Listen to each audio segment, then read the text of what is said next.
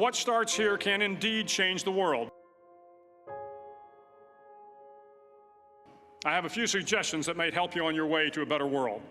And while these lessons were learned during my time in the military, I can assure you that it matters not whether you ever served a day in uniform. It matters not your gender, your ethnic or religious background, your orientation, or your social status. Our struggles in this world are similar, and the lessons to overcome those struggles and to move forward, changing ourselves and changing the world around us, will apply equally to all. I've been a Navy SEAL for 36 years, but it all began when I left UT for basic SEAL training in Coronado, California. Basic SEAL training is 6 months of long, torturous runs in the soft sand, midnight swims in the cold water off San Diego, obstacle courses, unending calisthenics, days without sleep, and always being cold, wet, and miserable. It is 6 months of being constantly harassed by professionally trained warriors who seek to find the weak of mind and body and eliminate them from ever becoming a Navy SEAL. But the training also seeks to find those students who can lead in an environment of constant stress, chaos, failure, and hardships. To me, basic SEAL training was a lifetime of challenges crammed into 6 months. So here are the 10 lessons I learned from basic SEAL training that hopefully will be of value to you as you move forward in life. Every morning in SEAL training, my instructors, who at the time were all Vietnam veterans, would show up in my barracks room, and the first thing they'd do was inspect my bed.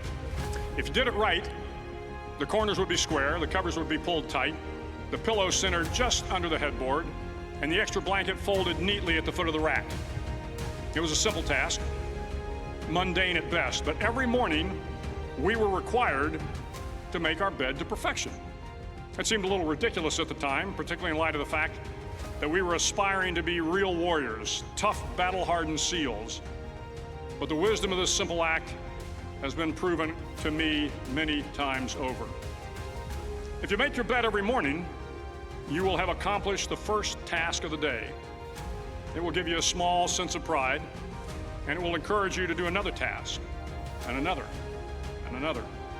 And by the end of the day, that one task completed will have turned into many tasks completed. Making your bed will also reinforce the fact that the little things in life matter. If you can't do the little things right, you'll never be able to do the big things right. And if by chance you have a miserable day, you will come home to a bed that is made, that you made. And a made bed gives you encouragement that tomorrow will be better. So if you want to change the world, start off by making your bed.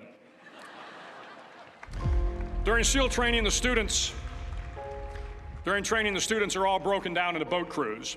Each crew is 7 students, 3 on each side of a small rubber boat, and 1 coxswain to help guide the dinghy. Every day your boat crew forms up on the beach and is instructed to get through the surf zone and paddle several miles down the coast.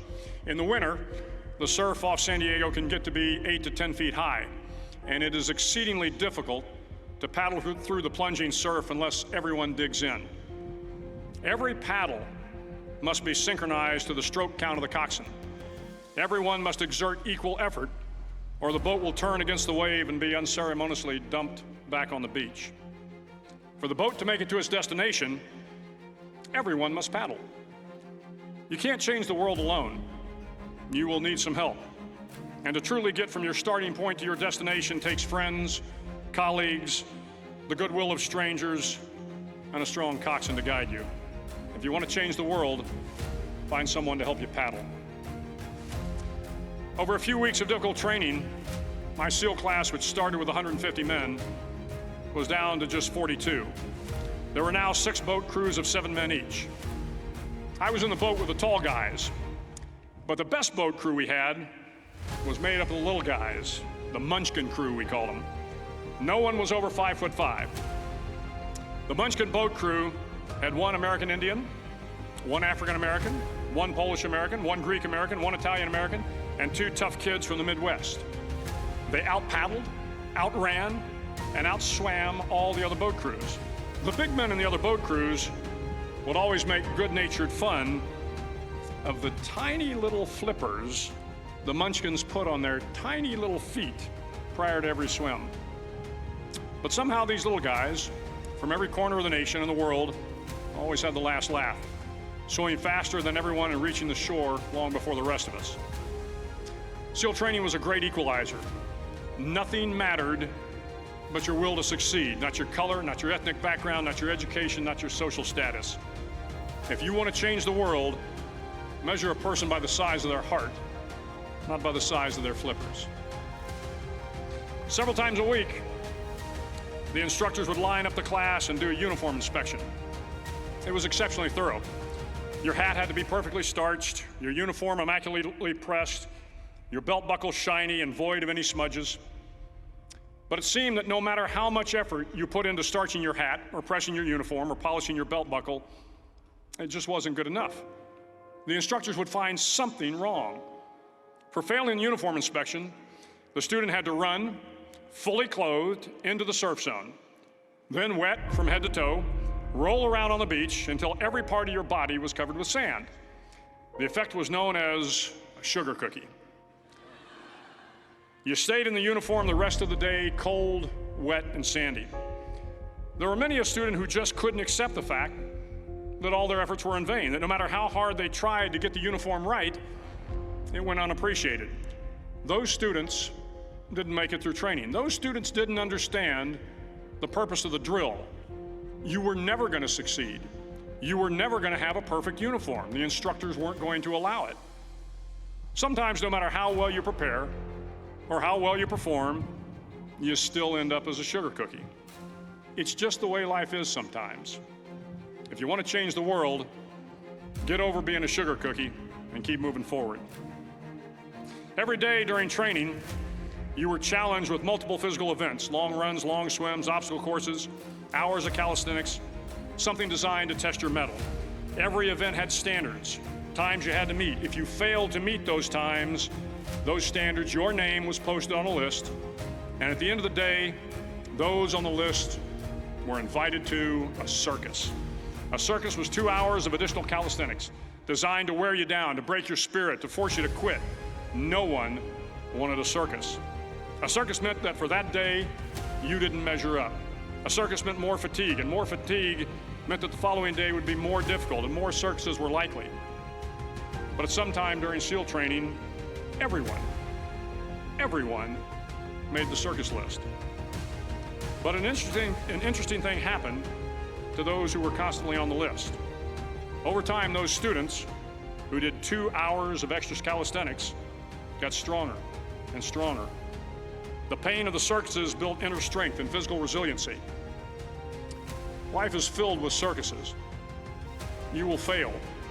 You will likely fail often. It will be painful. It will be discouraging.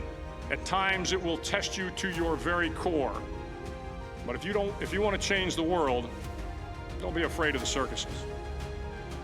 At least twice a week, the trainees were required to run the obstacle course. The obstacle course contained 25 obstacles, including a 10-foot wall, a 30-foot cargo net, a barbed wire crawl, to name a few. But the most challenging obstacle was the slide for life. It had a 3-level, 30-foot tower at one end and a 1-level tower at the other. In between was a 200-foot-long rope. You had to climb the 3-tiered tower, and once at the top, you grabbed the rope, swung underneath the rope, and pulled yourself hand over hand until you got to the other end. The record for the obstacle course had stood for years when my class began in 1977. The record seemed unbeatable until one day a student decided to go down the slide for life head first. Instead of swinging his body underneath the rope and inching his way down, he bravely mounted the top of the rope and thrust himself forward. It was a dangerous move, seemingly foolish and fraught with risk. Failure could mean injury and being dropped from the course. Without hesitation, the student slid down the rope perilously fast. Instead of several minutes, it only took him half that time. And by the end of the course, he had broken the record. If you want to change the world, sometimes you have to slide down the obstacles head first. During the land warfare phase of training, the students are flown out to San Clemente Island, which lies off the coast of San Diego. The waters off San Clemente are a breeding ground for the great white sharks. To pass SEAL training, there are a series of long swims that must be completed. One is the night swim. Before the swim, the instructors joyfully brief the students on all the species of sharks that inhabit the waters off San Clemente.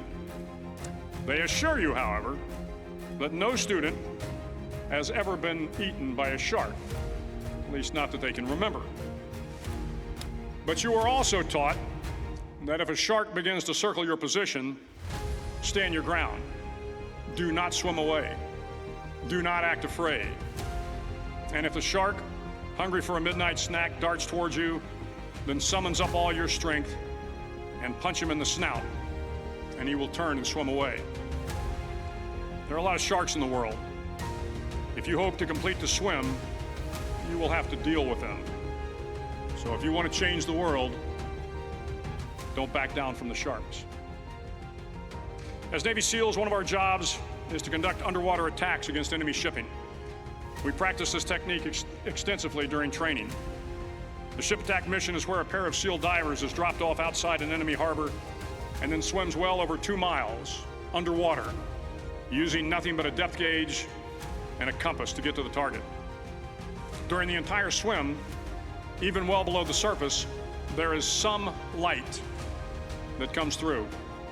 It is comforting to know that there is open water above you. But as you approach the ship, which is tied to a pier, the light begins to fade. The steel structure of the ship blocks the moonlight. It blocks the surrounding street lamps. It blocks all ambient light. To be successful in your mission, you have to swim under the ship and find the keel, the center line, and the deepest part of the ship. This is your objective. But the keel is also the darkest part of the ship, where you cannot see your hand in front of your face, where the noise from the ship's machinery is deafening, and where it gets to be easily disoriented, and you can fail. Every SEAL knows that under the keel, at that darkest moment of the mission, is a time when you need to be calm, when you must be calm, when you must be composed, when all your tactical skills, your physical power, and your inner strength must be brought to bear. If you want to change the world, you must be your very best in the darkest moments. The 9th week of training is referred to as Hell Week. It is 6 days of no sleep, constant physical and mental harassment, and one special day at the Mud Flats. The Mud Flats are an area between San Diego and Tijuana where the water runs off and creates the Tijuana Sloughs, a swampy patch of terrain where the mud will engulf you. It is on Wednesday of Hell Week that you paddle down to the Mud Flats and spend the next 15 hours trying to survive this freezing cold, the howling wind, and the incessant pressure to quit from the instructors. As the sun began to set that Wednesday evening, my training class, having committed some egregious infraction of the rules, was ordered into the mud. The mud consumed each man till there was nothing visible but our heads. The instructors told us we could leave the mud if only 5 men would quit. Only 5 men, just 5 men, and we could get out of the oppressive cold. Looking around the mud flat, it was apparent that some students were about to give up. It was still over 8 hours till the sun came up. 8 more hours of bone-chilling cold. The chattering teeth and the shivering moans of the trainees were so loud, it was hard to hear anything. And then one voice began to echo through the night. One voice raised in song. The song was terribly out of tune, but sung with great enthusiasm. One voice became 2, and 2 became 3, and before long, everyone in the class was singing. The instructors threatened us with more time in the mud if we kept up the singing, but the singing persisted. And somehow the mud seemed a little warmer, and the wind a little tamer, and the dawn not so far away. If I have learned anything in my time traveling the world, it is the power of hope. The power of one person, a Washington, a Lincoln, King, Mandela, and even a young girl from Pakistan, Malala. One person can change the world by giving people hope. So if you want to change the world, start singing when you're up to your neck in mud. Finally, in SEAL training, there's a bell. A brass bell that hangs in the center of the compound for all the students to see. All you have to do to quit is ring the bell. Ring the bell, and you no longer have to wake up at 5 o'clock. Ring the bell, and you no longer have to be in the freezing cold swims. Ring the bell, and you no longer have to do the runs, the obstacle course, the PT, and you no longer have to endure the hardships of training. All you have to do is ring the bell to get out. If you want to change the world, don't ever, ever ring the bell. It will not be easy. Find someone to help you through life. Respect everyone. Know that life is not fair and that you will fail often. But if you take some risks, step up when the times are the toughest, face down the bullies, lift up the downtrodden, and never, ever give up. If you do these things, the next generation and the generations that follow will live in a world far better than the one we have today. And what started here will indeed have changed the world for the better.